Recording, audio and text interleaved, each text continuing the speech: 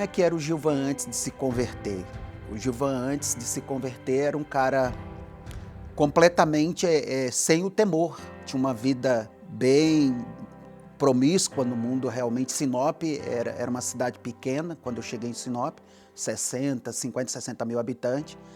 E eu entrei realmente com algumas amizades que não me levou para bons lugares. Tive realmente uma vida, contato com muita bebida, envolvi muito em confusão várias vezes. Eu cheguei a ser conhecido em Sinop, até tem uma história engraçada. Sinop tinha um senhor chamado Cabo Danilo, né?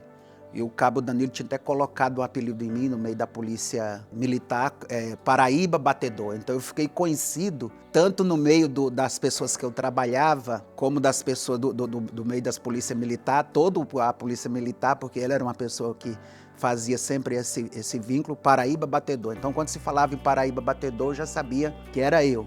Então eu me envolvi em algumas confusões, cheguei a ir preso. Uma das vezes que eu fui preso, quem me tirou da cadeia foi meu cunhado. E outras vezes, como eu tinha esse conhecimento com o Cabo Danilo, ele me levava, me aconselhava, enfim, era sempre essas idas e voltas. E aí casei uma pessoa que eu queria vencer na vida. Eu pensava em não me casar tão cedo, mas conheci minha esposa no meio desse turbilhão de coisa. Eu fiz uma viagem, voltei. Quando eu voltei, eu já vinha falando: eu vou parar, não vou me casar, vou deixar ela e ela vai tocar a vida dela, eu vou tocar a minha. E descobrimos que ela estava grávida. E ela, quando ficou grávida, nesse meio de turbilhão de situação, minha vida realmente uma vida que não agradava a Deus, e ela encarou mesmo assim comigo. Mas encarou, penou muito. Veio a Jéssica, a nossa primogênita, nasceu no meio desse turbilhão, um pai ausente, porque eu trabalhava na noite, muita farra. Então a Jéssica cresceu até os 3 anos de idade com essa característica de um pai ausente. Aí quando realmente meu casamento estava a zero por causa de tudo isso, eu fui trabalhar numa empresa, eu fui transferido para Juara para gerenciar essa empresa. E foi lá, quando eu saí de Sinop, saí desses amigos, que um amigo me levou para a igreja, minha esposa foi primeiro para a igreja, ela conheceu Jesus primeiro, e eu comecei para a igreja, para a escola bíblica dominical. E foi na escola bíblica que eu tive os primeiros contatos, que eu comecei a conhecer a palavra, comecei a conhecer Jesus, e aí eu vim a aceitar Jesus e me batizar. E aí começou realmente uma história de superação ali depois daqui para frente, porque foi restaurar meu casamento, eu bebia, eu fumava, e Jesus foi me libertando de tudo isso, reconstruindo nosso casamento.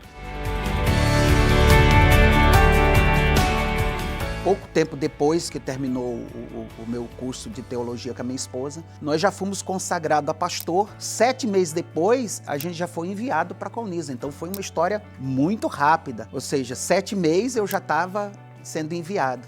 As coisas que aconteceu com a gente foi tudo muito intenso, mais a minha esposa, porque a gente sempre, desde o início, se entregou muito. Então, não tivemos essas dificuldades de abandonar a bebida, de abandonar o cigarro, porque quando a gente se converteu, a gente mergulhou mesmo. Fomos trabalhar na igreja, fomos ajudar, então o processo foi muito rápido. Conforme a gente foi tendo as experiências com o Senhor, e o Senhor foi nos enchendo, nos moldando, a gente foi se enquadrando já dentro daquilo que o Senhor queria para as nossas vidas. Então, não foi tendo dúvida nesse processo, tanto que foi muito rápido. Nós se convertemos, pouco tempo depois fizemos faculdade, já fomos enviados para Colniza. E aí foi quando em Colniza aconteceu realmente o que aconteceu nas nossas vidas.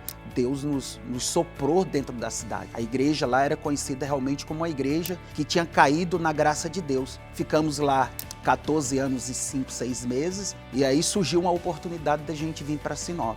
E aqui foi a história sempre muito intensa nas nossas vidas, porque quando chegamos em Sinop, eu vim para trabalhar com o meu cunhado e abrir a igreja. Tocamos uma igreja anterior, um ano e 8 meses, 9 meses, e Deus já nos levou para abrir a igreja Templo do Amor, que surgiu de um sonho, surgiu de uma visão que Deus deu para a pastora, deu o nome, e aí a gente tinha a visão, tinha um sonho, mas não tinha condição nenhuma.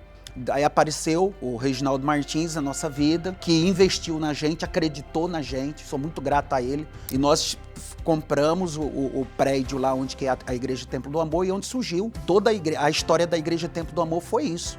Começou desse sonho. E desses 3 anos o Senhor tem realmente nos surpreendido. A igreja tem caído na graça do povo lá onde estamos, no bairro Vindilina 3, e o povo tem visto que realmente nós viemos para ali para fazer uma história, para deixar um legado na vida das crianças, na vida dos adolescentes, na vida dos jovens, na vida dos casais, na vida dos homens, a pastora na vida das mulheres, e eu tenho certeza que a história da igreja no bairro Vindilina 3 nunca mais será a mesma.